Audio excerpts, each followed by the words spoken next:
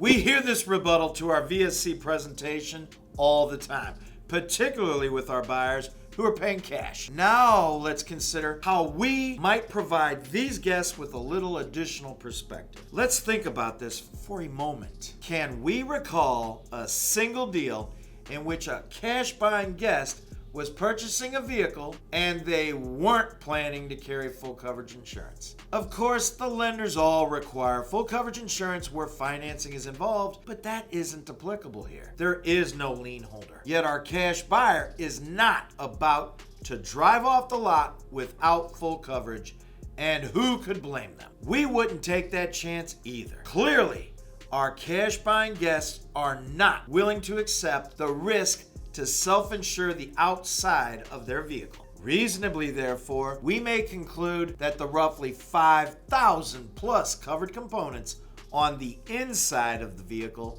is probably far more risk than they may want to take on as well. It is here that we have the responsibility to lend a little additional perspective to help save our guests from making a bad decision. Let's consider the following. As soon as we hear the objection, we will flip our menu over. Let's draw a line straight down the middle of the page along its long axis. We will write the word insurance along the top left-hand side. We will introduce our point as follows. Now, folks, you, like me, probably have a good driving record. Even so, you still probably pay about $1,000 per year or more for your full coverage. You have a $500 deductible. Part of the reason you have a good driving record is because you probably have not turned in many, if any, claims recently. You certainly wouldn't turn in a claim for damage of $500 because that's your deductible. You probably would not even turn in a claim for damage of $1,000 because you don't want your rates to go up. In fact,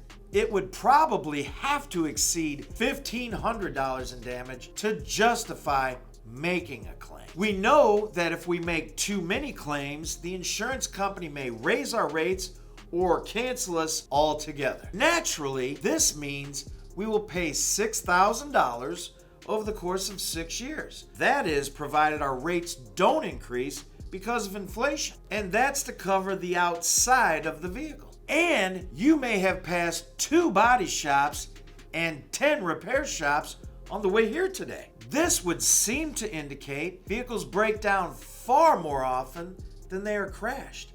In fact, not all franchise dealerships even have a body shop, but they all usually have a repair shop. We have the opportunity to take advantage of this peace of mind. This will practically eliminate your exposure to repair expenses on nearly everything on the inside. This accounts for over 5,000 items on the typical vehicle. The investment for your peace of mind is half as much at $3,000 over the course of the same 6 years. They will not raise your rates. We can make claims on covered repairs for $500, $1,000, $1,500, and beyond. Our deductible is $0 if the repair is done here, and only $100 if done at another qualified facility, which again equates to half as much on a yearly basis at $500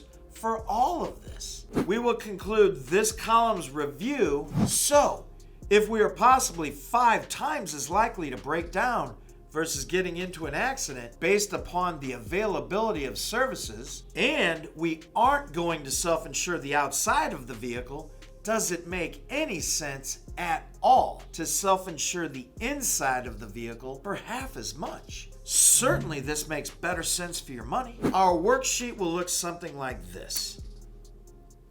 Of course, the above is predicated on a 6-year full mechanical exclusionary VSC with a $100 disappearing deductible priced at $3,000. The guest doesn't exceed the mileage allowance, and the total lifetime claims do not enact the stop loss clause. However, if that does happen, our guests will love us more than their dog because we will still have saved them a whole bunch of money. Exclusions, as always, obviously apply. Think about it. Good luck and good selling.